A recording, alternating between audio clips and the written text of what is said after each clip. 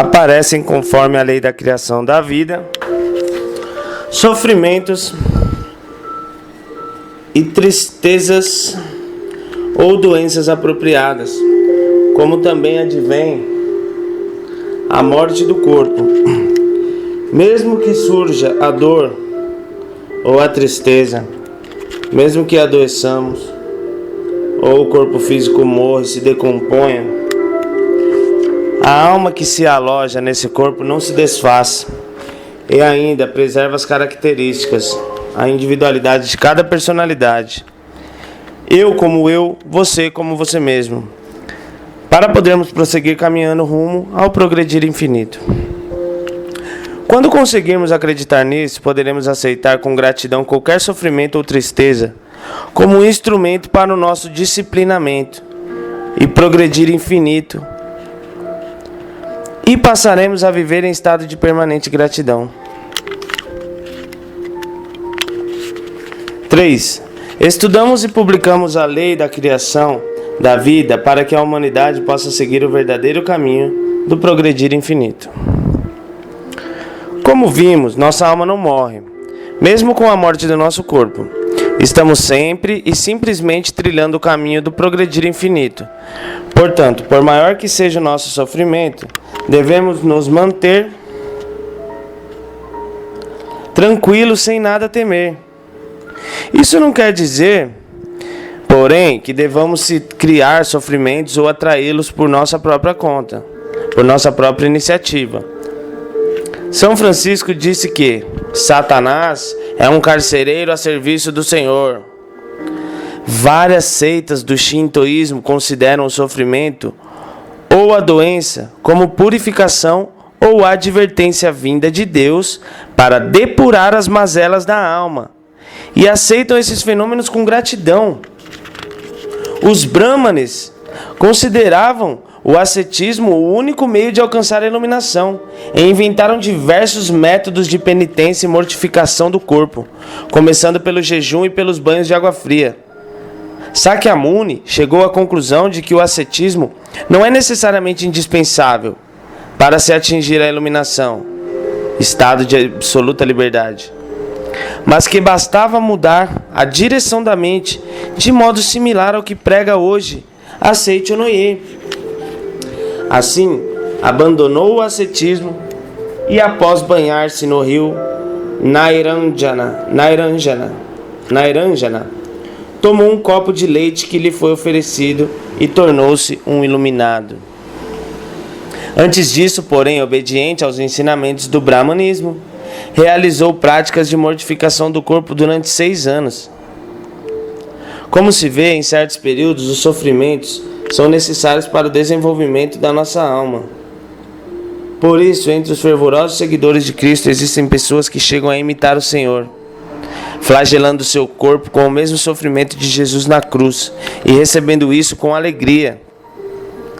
Todavia, tais pessoas não conhecem o nobre coração de Jesus Cristo.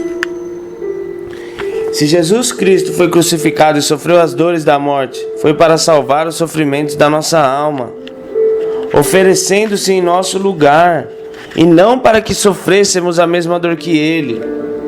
Uma caminhada a pé de ida e volta de Tóquio a Osaka exigiria um sacrifício de vários dias, mas um grande inventor, após enormes esforços, inventou o trem, e assim podemos fazer esse trajeto em poucas horas.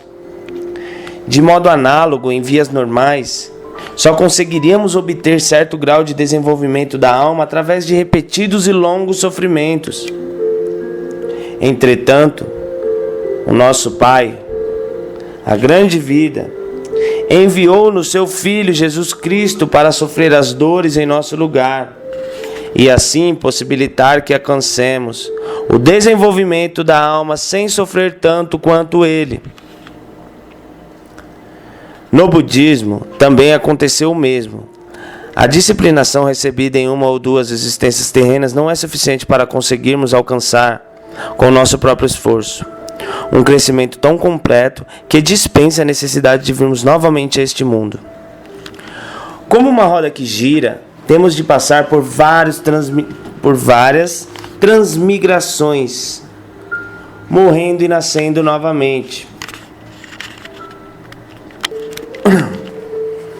Porém, o Pai, a grande vida, enviou seu Filho na forma de Bodhisattva, Rosu, nome de Amitabha, Buda, antes de sua iluminação. Este viveu em nosso lugar inúmeras experiências de dor até alcançar a iluminação, tornando-se Amitabha, Buda.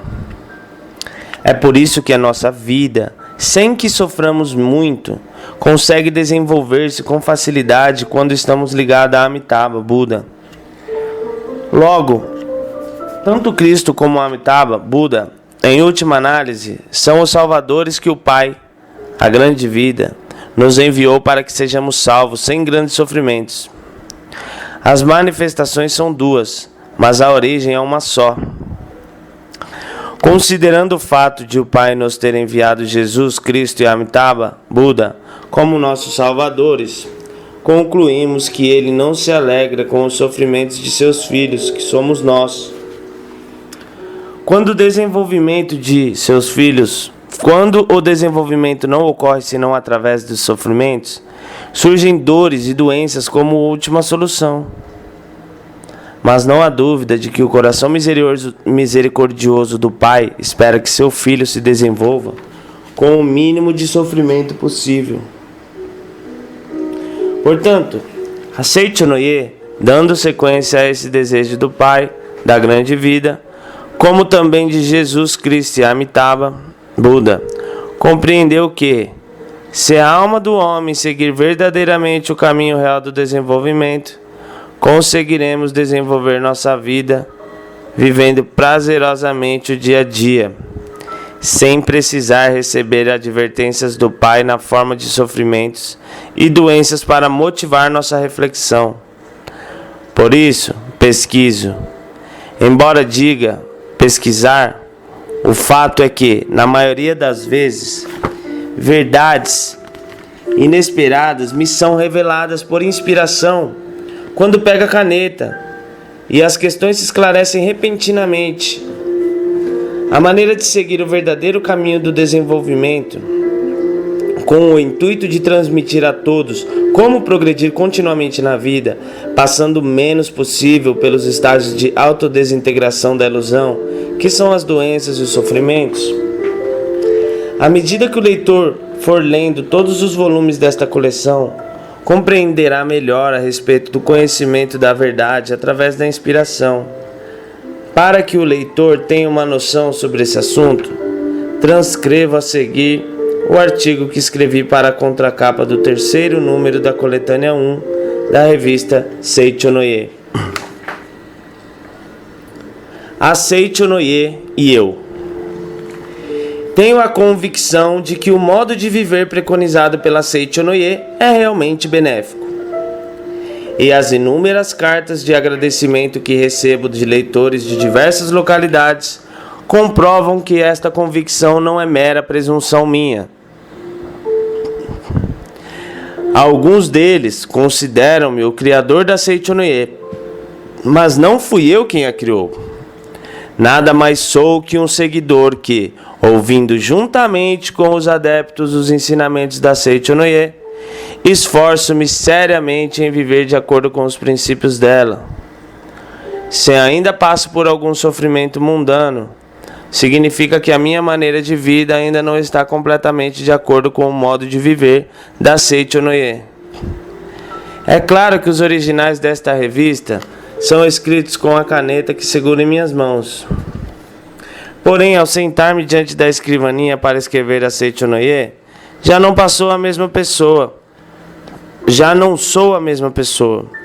Surge um espírito para me orientar. Brotam torrencialmente palavras tão fortes que, pela minha natureza tímida, eu seria incapaz de escrever. Os poemas da Seichonoye número 2, hoje conhecido como Sutra Sagrada Chuva de Néctar da Verdade, por exemplo, contém palavras de tamanha força que até a mim me surpreendem. Certa vez, quando morava em Kameoka, estava concentrado escrevendo sobre os ensinamentos. E o Sr. Cato, um clarividente que se encontrava ao meu lado e me observava, disse que vira um ser espiritual que não era eu, segurando a caneta. Não sei se posso ou não acreditar nisso, mas se existe um fundador da Seichonoye, não deve ser este eu terreno. Em geral, tudo que atinge a profundidade religiosa, seja um ensinamento ou uma arte, tem sua origem no mundo espiritual. A isso se diz, desde a antiguidade, inspiração ou obra inspirada por Deus. Todos somos aparelhos receptores que captam ondas mentais, semelhantes às ondas do rádio, emitidas pelas pessoas, tanto no mundo espiritual quanto no mundo visível. Mas assim, como para captar a transmissão da emissora Joac, é necessário sintonizar o aparelho de rádio receptor à frequência de Joac de maneira idêntica, para que possamos perceber as vibrações de pensamentos que provêm de um mundo mais elevado. Somos obrigados a ajustar nossa mente a essas vibrações. Esta é a razão por que precisamos ter o hábito de manter a mente purificada e disciplinada para captar as vibrações do mundo mais elevado. Quando esse disciplinamento não é suficiente, ocorrem interferências que fazem com que a inspiração que recebamos seja impura. Se naquilo que escrevo houver alguma impureza, será por culpa minha, e não do ser divino, que do mundo espiritual deu início ao movimento Seichonoye na Terra. Além disso, existe também um homem na província de Saitama, que através da clarividência viu-me numa ocasião em que eu escrevi originais da revista Seichonoye, dando uma prova objetiva de que escrevo sob inspiração. Esse senhor se chama Masayoshi Kasahara, e dele recebi a seguinte carta datada do dia 1º de janeiro de 1931. Praticava a meditação Shinsokan e estava em estado de absoluta paz. De repente, da direção sudoeste começa a surgir diante dos meus olhos o vulto esmaecido do professor. Na verdade, ainda não conheço o senhor pessoalmente. Talvez essa visão seja de natureza espiritual, mas eu o vejo de fato. Há algum tempo, o senhor está num dos cantos da sala, sentado com dignidade à escrivaninha, e escreve algum pensamento com a caneta de costume.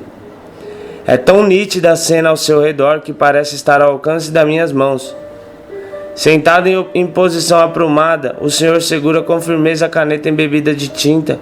Uma luz se irradia ao infinito do seu corpo, de aspecto um tanto franzino, porém que entusiasmo.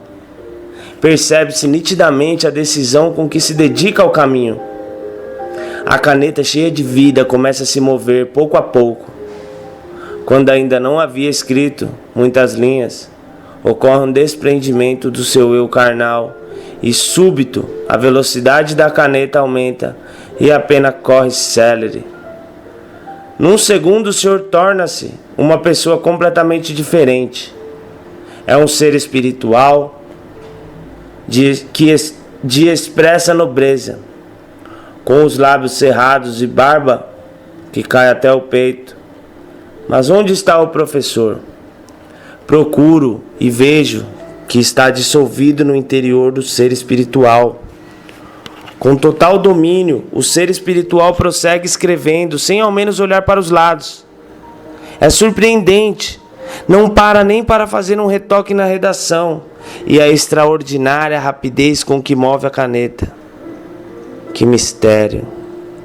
Afinal, de onde terá vindo este ser?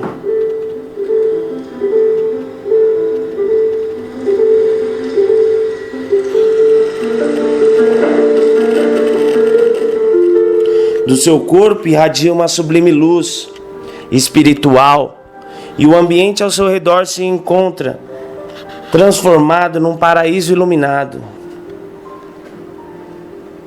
Reina absoluto, silêncio e tranquilidade.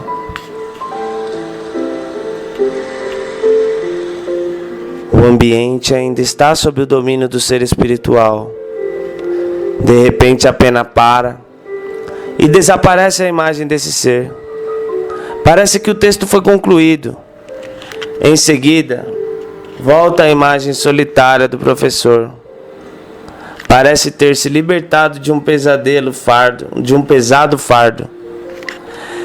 Satisfeito como um pássaro que foi solto da gaiola, lê com atenção o pequeno artigo que terminou de escrever. Seu olhar penetrante está inteiramente concentrado nas palavras. Lê e relê 2, 3 vezes e demonstra estar cada vez mais tomado por uma misteriosa espiritualidade. Com muita razão, penso, pois se trata de um artigo escrito exclusivamente pelo ser espiritual. Permaneça absorto nessa visão durante algumas dezenas de minutos, observando atentamente o desenrolar do fenômeno. O Senhor coloca o artigo em ordem e começa a trabalhar em outro intento. Anteriormente, no dia 14 do mês passado, tive uma visão durante a meditação Shinsokan. Na noite precedente a essa, em que eu presenciei tal cena maravilhosa, tive a mesma visão. Sou ainda jovem, com pouca experiência de vida. Porém, não considere tudo o que relatei um produto de minha suscetibilidade. Conheci pela primeira vez a minha grandeza, pois acredito que por trás de mim também está presente alguém que me dirige constantemente. Noite do dia 30 de dezembro. Registrei os acontecimentos daquela noite, mas estando um pouco atarefado não pude remeter-lhe logo. No momento estou com uma estranha sensação. Será que isso aconteceu de fato? Será que o mestre não irá rir de mim? Foi algo tão fora do comum, mas aconteceu de fato. Não me leve a mal, porque casualmente já estava assim registrado. Esclarecerei melhor em outra oportunidade. Manhã do dia 1º de janeiro.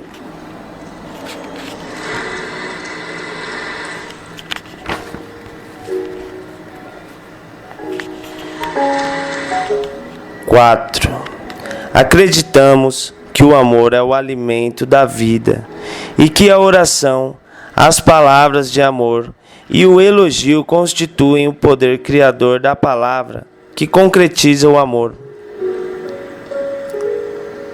O amor é força que gera e cria, é força que cura. Se com o coração misericordioso e sem o mínimo temor orarmos por um doente, mentalizando que o divino amor de Deus atuará infalivelmente através dessa oração, se for uma doença que deva se curar, será curada. E se for uma pessoa que não tem filhos, orar com fé no grande amor do Deus, concedei-me o filho, terá esse filho. Por exemplo, a senhora Hatsu Nagao, adepta da Seichonoye, orou a Kanzeon Bosatsu, Avalokitesvara, com o mais sincero sentimento de amor, para que concedesse filhos a 6 amigas que ainda não os tinham. Então, a começar por uma delas que engravidou após mais de 10 anos de esterilidade, todas as outras tiveram vários filhos. Nesses casos, através da oração de amor da senhora Hatsu Nagao, o coração amoroso de Kanzeon Bosatsu entrou em sintonia com o amor maternal da pessoa que desejava ter e amar um filho. Houve um encontro dos 3 elementos: amor da pessoa que ora, espírito que se oferece e pessoa que recebe. E a vida se alojou nas mulheres consideradas definitivamente estéreis pela medicina. Pelo que vimos, podemos compreender que o amor é força que gera e cria, e também força que cura. Este amor, porém, com certeza não teria se concretizado se não estivesse presente a força da palavra, chamada oração.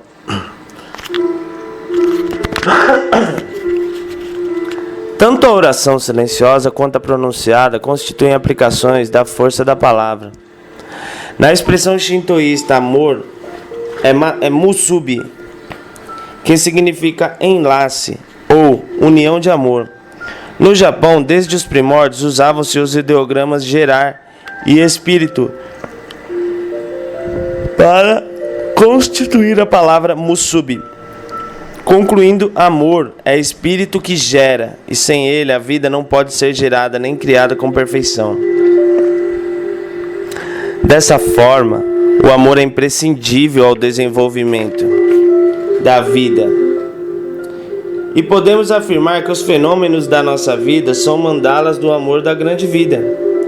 E o amor de nossos pais é uma manifestação visível e palpável desse amor da grande vida. Como é do conhecimento geral, Lincoln, ao se tornar presidente dos Estados Unidos, disse: "Tudo que sou hoje e o que serei amanhã, devo à minha angelical mãe." E também o grande inventor Thomas Edison afirmou: "O que formou foi o amor da minha mãe. Ela me amou de todo o coração e sempre achei que não devia decepcioná-la."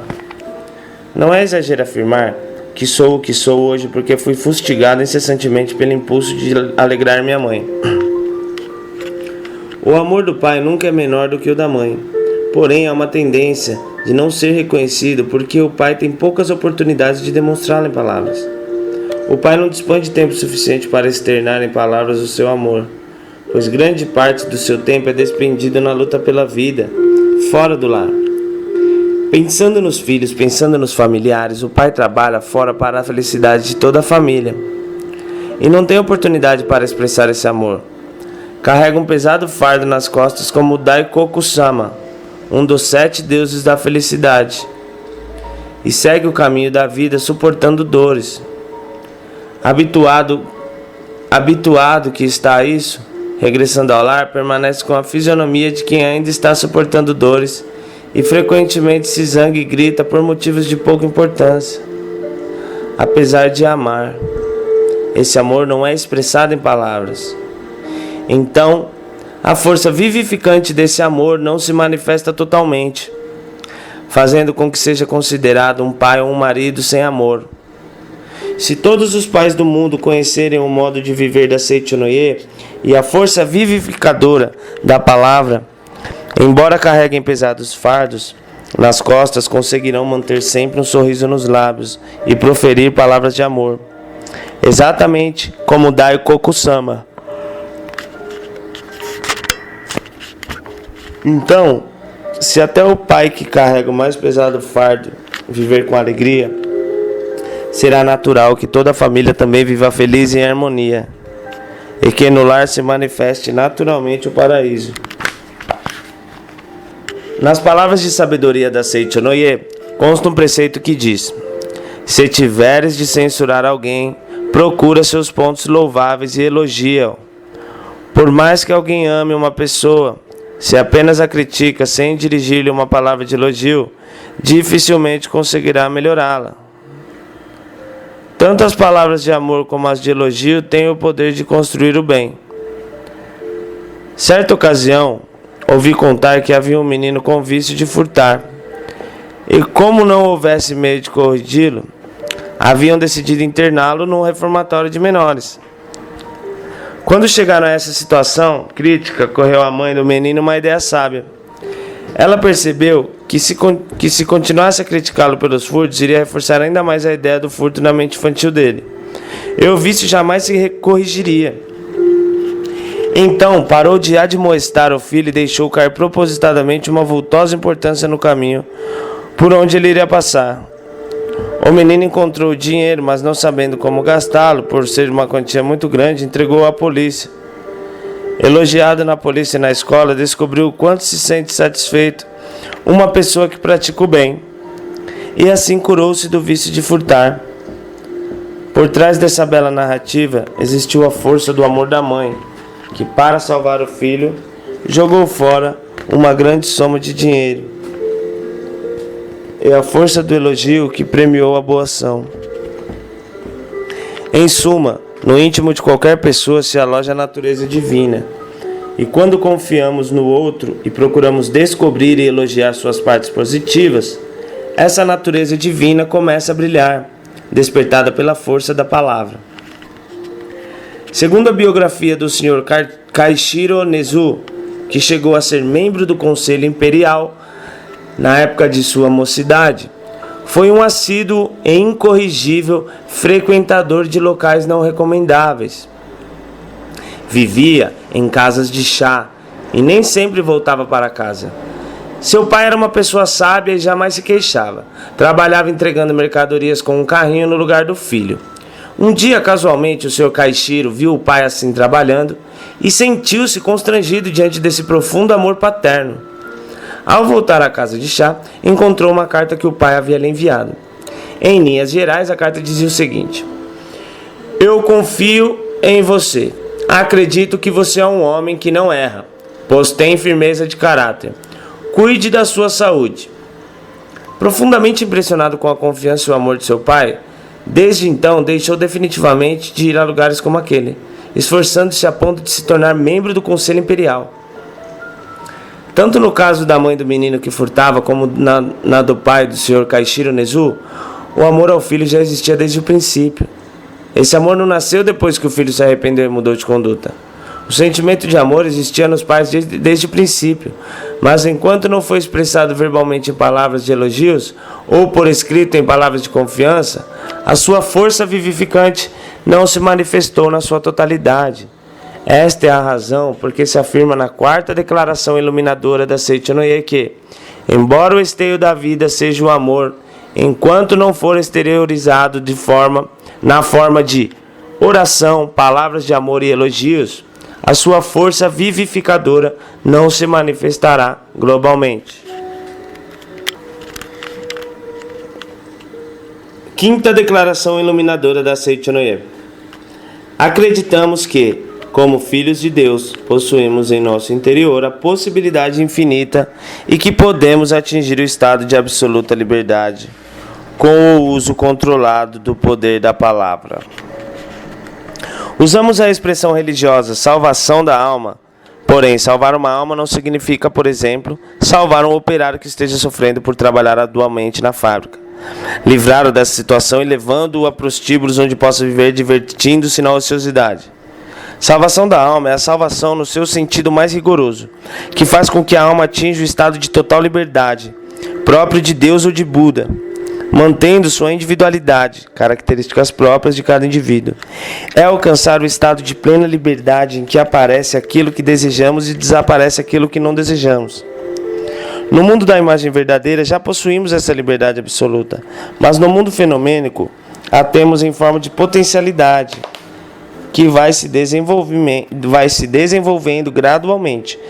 Nosso crescimento consiste em nos aproximarmos passo a passo da concretização no mundo fenomênico, desse estado de total liberdade do mundo da imagem verdadeira. Essa potencialidade infinita que está oculta em nosso interior é a nossa imagem verdadeira, nossa natureza divina, a verdade absoluta e imutável. Quando se manifesta essa verdade absoluta ou natureza divina, ela se torna verbo, mantra, Nembutsu, força mental, e demonstra uma capacidade criadora realmente surpreendente. No Shintoísmo chamam a isso de força espiritual da palavra, que cura doenças por meio do sopro, afasta o mal com a prece Norito, cântico expresso em japonês arcaico, com que se dirige a Deus, e faz chover com a leitura do waka, poesia japonesa de 31 sílabas. No cristianismo dizem: todas as coisas foram feitas por ele, verbo, e sem ele nada do que foi feito se fez. João 1:3. E também dizem: tua fé te salvou. No budismo, por sua vez, dizem que a palavra é a essência de tudo, e fazem manifestar obras sobrenaturais pela oração, ou fazem surgir graças maravilhosas através da invocação do nome de Amitabha. Na Seichonoye, curam-se doenças graves só com a leitura de palavras da verdade, contidas em livros sagrados como este. Isso é possível porque tudo aquilo que existe no universo foi criado pela palavra. Na linguagem científica moderna seria vibração. Na Seichonoye, denominam-se palavras todas as ondas vibratórias que se propagam no éter, sejam audíveis ou não, como as do rádio ou as mentais. Em nossa vida prática, o pensamento, a fala e a expressão fisionômica constituem as palavras mais importantes para determinar nosso destino, tanto para o bem quanto para o mal. No Japão, desde a antiguidade, dizem que a palavra possui força espiritual, cuja ação faz aparecer exatamente aquilo que foi enunciado.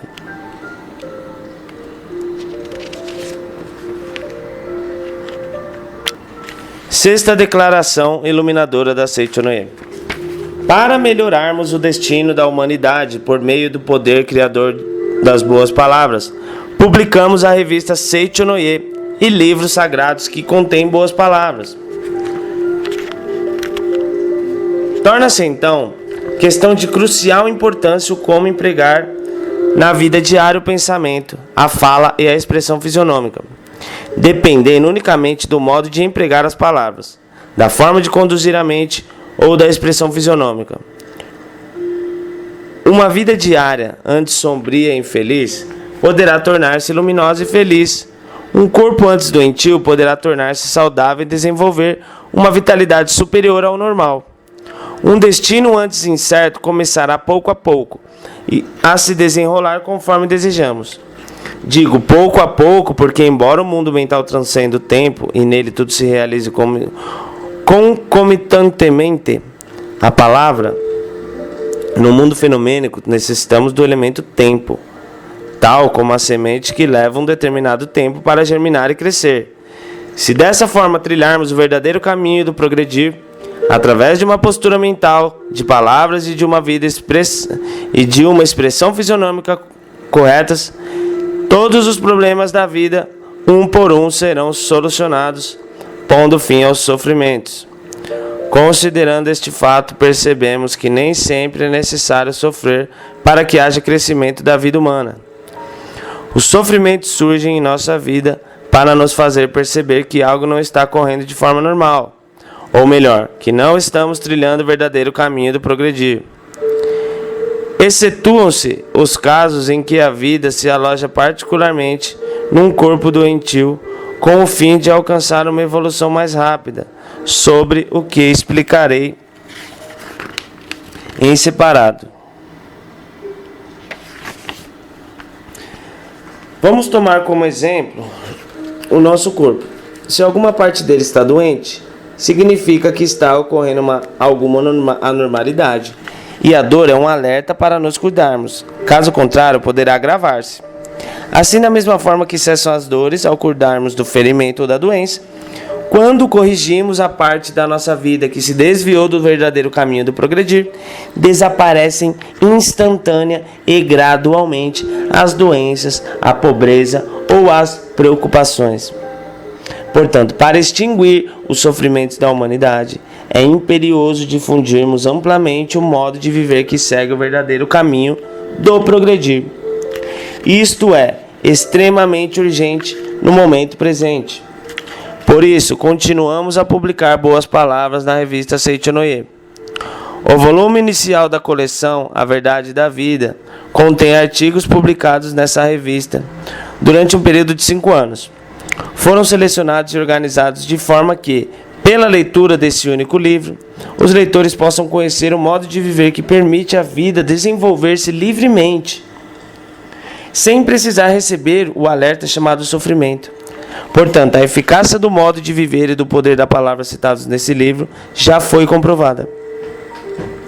De fato, na ocasião em que esses artigos foram publicados na revista Seichonoye, através somente de uma leitura, começaram a ocorrer casos de cura de pessoas com esgotamento nervoso, de leitores que se tornaram mais alegres, daqueles que perderam a timidez e se tornaram muito ativos ao vislumbrar uma luz no futuro.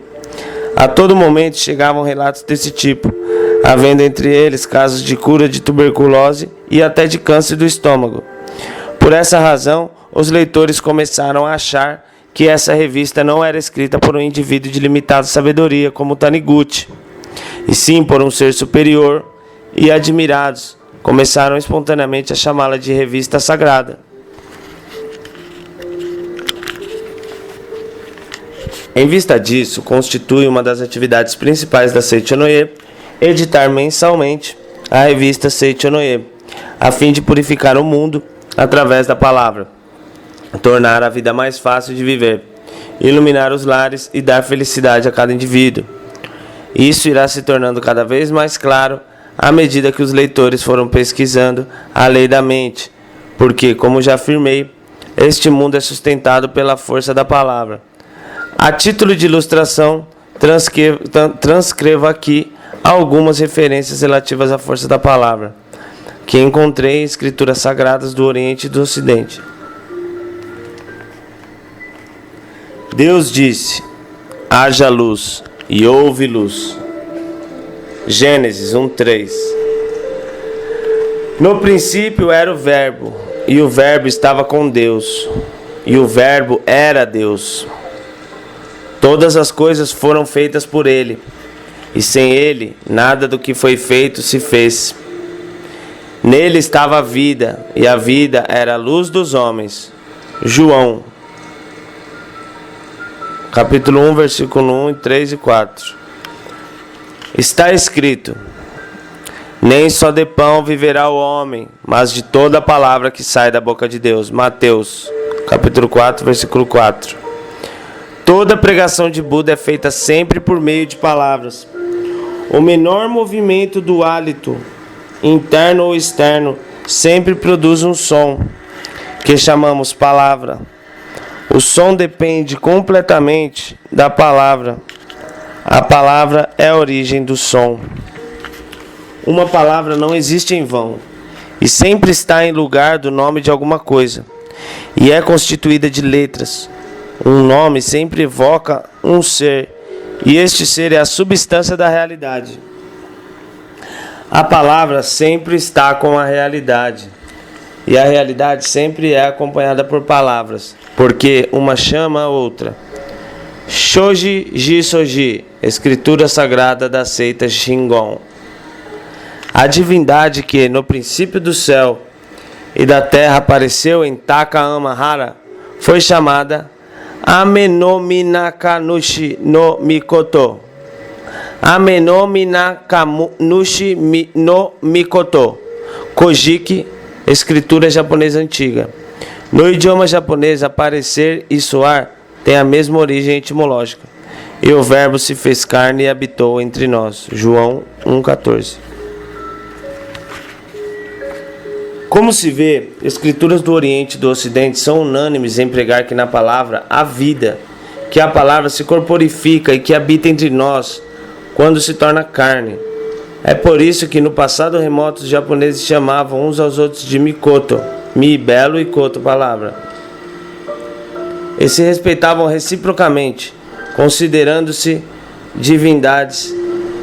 Neste sentido é que a Seicho no Ye afirma que devemos retornar aos tempos dos deuses. Somos antes de tudo Mikoto, palavra, isto é, filhos de Deus.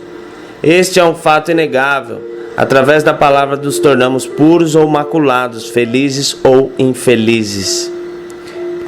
Os senhores escovam os dentes todas as manhãs, não é mesmo? Entretanto, deveriam saber que a existência da mente é muito mais importante do que os dentes. É um contrassenso escovar os dentes todas as manhãs, sem polir-a tão importantemente. Mas de que forma devemos polir a mente? Por meio de palavras. Se os senhores, logo ao acordar pela manhã, esbravejarem contra seus familiares, chamando-os de idiotas, terão de concordar em passar todo esse dia de forma desagradável, porque usaram más palavras. Se desejamos tornar a nossa vida feliz, o nosso lar mais alegre, o nosso ambiente melhor e o nosso destino mais aperfeiçoado, precisamos limpar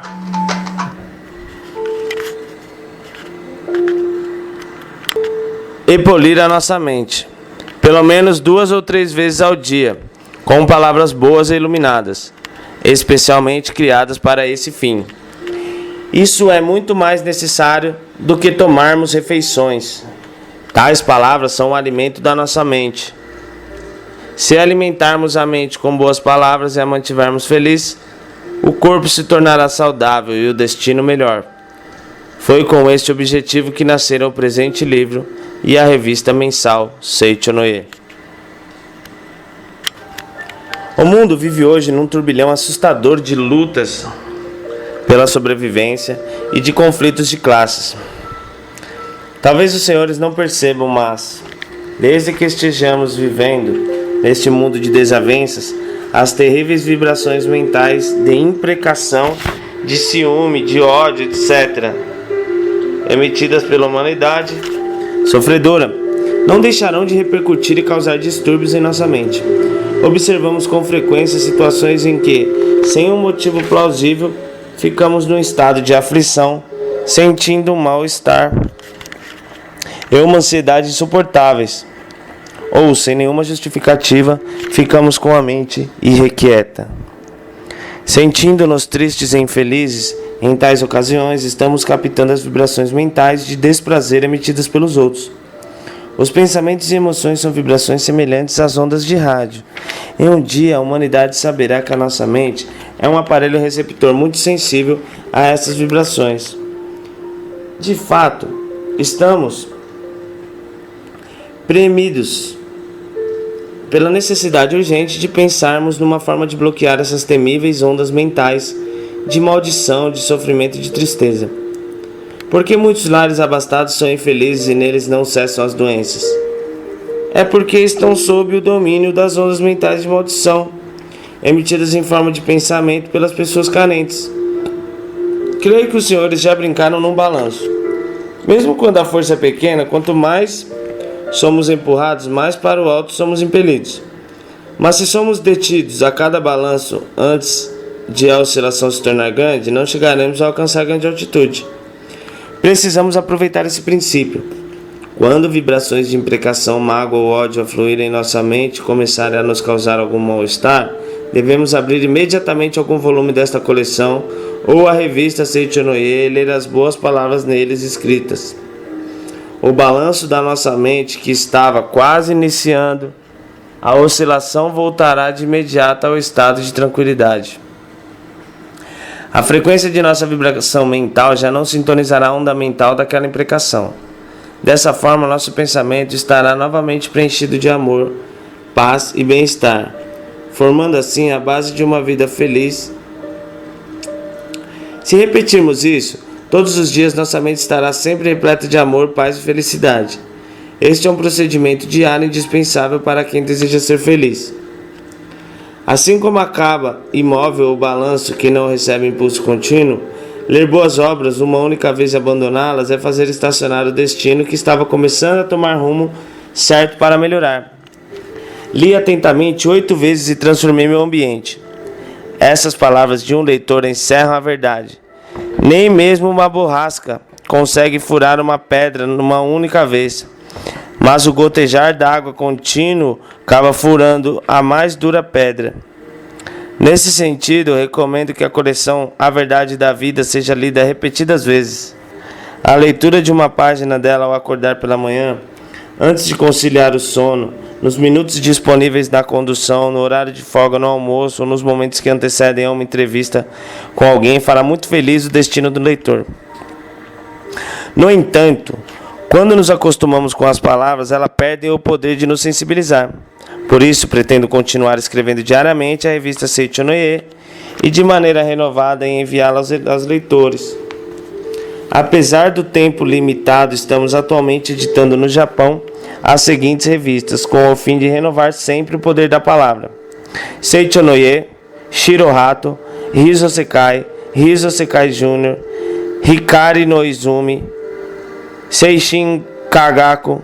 Ler qualquer uma delas pelo menos uma vez ao dia equivale ao gotejar que fura a pedra do destino. Abram, sem falta, uma vez por dia, livros que contenham pensamentos iluminadores. Se ficarem enfadados com a leitura de livros, leiam uma das revistas citadas. Seja qual for a publicação, leiam-na repetidas vezes. Chegará por fim o tempo em que os seus pensamentos estarão radicalmente corrigidos. Mesmo que isso ocorra de forma gradual ou repentina, nesse momento seu destino estará radicalmente renovado. A doença será curada, o ambiente reformado e não há dúvida de que alcançarão o estado de absoluta liberdade em que terão tudo o que desejam, tudo o que desejarem. Não posso deixar de citar, no final deste item, que o estado de alguns doentes crônicos cuja enfermidade se prolonga por muito tempo costuma se agravar, demonstrando sintomas agudos à medida que eles leem tais obras contendo a verdade. Isso se assemelha à reação temporária da violenta agitação que ocorre quando se acrescenta álcali num ácido. Esse fenômeno logo passa e o ácido estará neutralizado. Em contato com palavras da verdade, a ilusão que estava acumulada na mente do enfermo reage e após um certo tempo estará neutralizada e a pessoa alcançará um estado mental radicalmente renovado. Em consequência, o corpo físico também recuperará a saúde. Por isso, quando ocorrer alguma reação devido à transformação mental, o doente não deverá sentir dúvida nem temor, e ciente de que é o prenúncio da cura do mal de tantos anos, deve continuar lendo a verdade da vida. Ou, se não possuir forças para isso, pedir à pessoa que cuida dele para ler em voz alta. Assim chegará o momento em que a doença será totalmente dominada. Quando se lê para um doente, geralmente ele acaba dormindo, porque somente alcança um estado de verdadeira paz. Se isso ocorrer, deve-se continuar lendo por cerca de 1 hora após o doente ter adormecido. No homem existe uma parte da mente que não adormece, mesmo durante o sono, e justamente ela é que comanda a respiração, a circulação sanguínea e demais funções orgânicas. Consegue seu efeito maior quando se lê enquanto o doente dorme, do que quando ele está acordado. Porque essa parte da mente que capta a verdade. Porque esta parte da mente é que capta a verdade. Pode-se também pensar que seja inútil ler para uma criancinha pequena, porque ela não entende o significado. Porém, como que se transmite são as vibrações mentais da pessoa que lê, manifestam-se na criança resultados surpreendentes.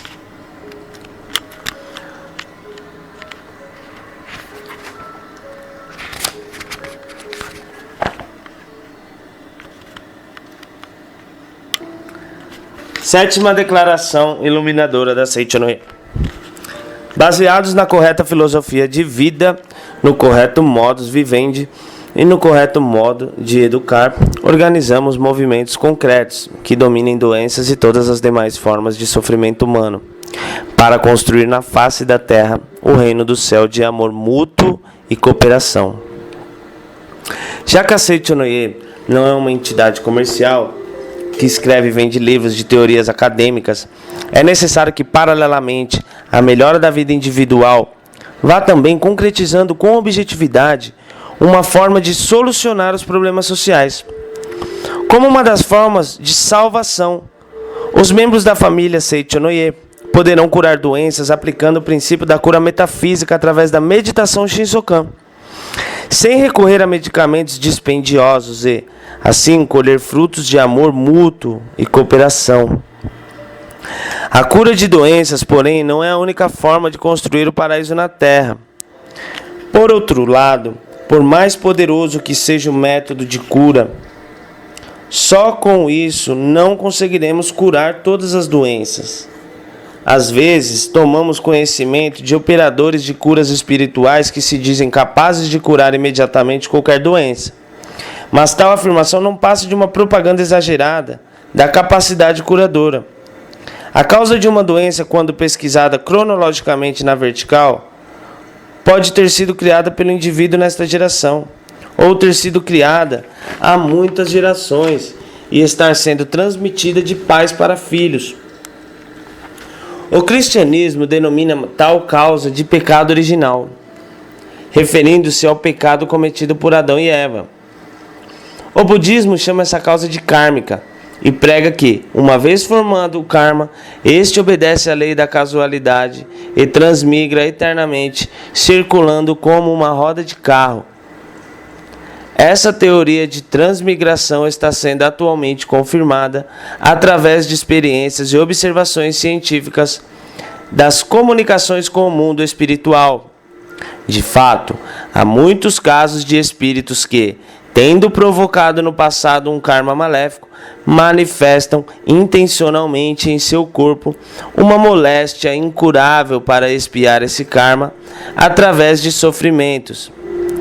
Conscientemente, tais doentes querem se curar a todo custo, mas espiritualmente estão satisfeitos estão satisfeitos por estarem resgatando o pecado da vida passada com sofrimento, por invalidez ou doença incurável. Essa manifestação da vontade de ficar doente provém do espírito dessas pessoas e se assemelha aos estigmas desejados por São Francisco. E tais doenças surgem como que por fatalidade dificilmente se curam. O único meio de curá-las é fazer com que o espírito que está nas profundezas dessas pessoas convença-se da verdade. O pecado não existe originariamente.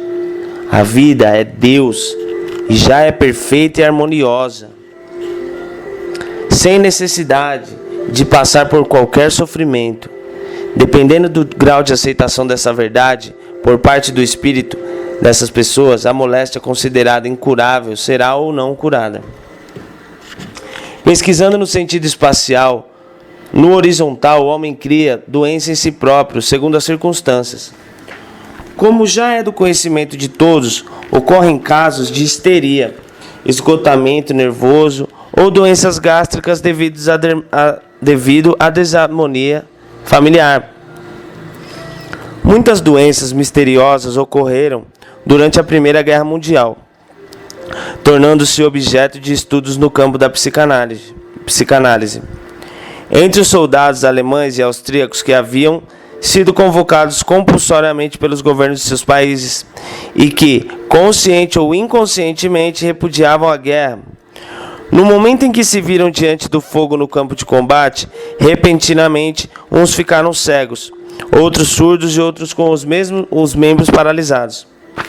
Assim, muitos apresentaram sintomas de doença neurológica. Não eram absolutamente doenças simuladas e apareciam sem que o portador tivesse conhecimento exato da causa em seu consciente. Explicando melhor, como sempre diz a Seitonoye, isso foi obra da parte da mente que está oculta nas profundezas, sem se manifestar no consciente. Foi um artifício dessa parte oculta da mente, subconsciente, a qual sabia que um soldado poderia ser dispensado de participar do combate, se fosse portador desses males. O tratamento mais eficaz foi intimidá-los com um fuzil, ameaçando-os de morte.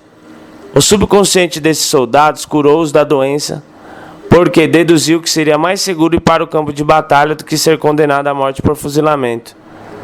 Mas quando forçados a lutar, os sintomas neurológicos, que haviam desaparecido com o tratamento do fuzilamento simulado, voltaram com gravidade ainda maior. Alguns definhavam sem ao menos conseguirem alimentar-se, outros deliravam e outros entraram em estado de coma, como se estivessem realmente mortos. Já não eram simples pacientes histéricos. Segundo a medicina, estavam em um estado muito avançado de demência precoce e ainda não existia cura para esse mal. E de nada adiantaria ameaçar uma pessoa em estado de coma, apontando-lhe um cano de um fuzil. O subconsciente oculto nas profundezas do nosso ser arquiteta planos tão eficazes que dessa forma conseguiu finalmente satisfazer o propósito de não ir para o campo de batalha. Entretanto, com o término da guerra, quando não tinham mais necessidade de continuar doentes, os portadores desse tipo de doença se curaram totalmente. Analisamos fatos relacionados com a doença, mas as demais infelicidades da vida também surgem de relações semelhantes. À medida que prosseguirem na leitura deste livro, compreenderão isso melhor. A vida humana cria variadas doenças e infelicidades, e dela se serve como uma espécie de expediente para conseguir a libertação, ou seja, a salvação no plano vertical, tempo, pela relação de causa e efeito no plano horizontal, espaço, pelo mecanismo de autodefesa. Portanto, para que possamos eliminar deste mundo as doenças e os demais sofrimentos, é necessário no plano vertical, tempo, pensarmos de modo a não lançar sementes que no futuro germinem doenças e demais infelicidades.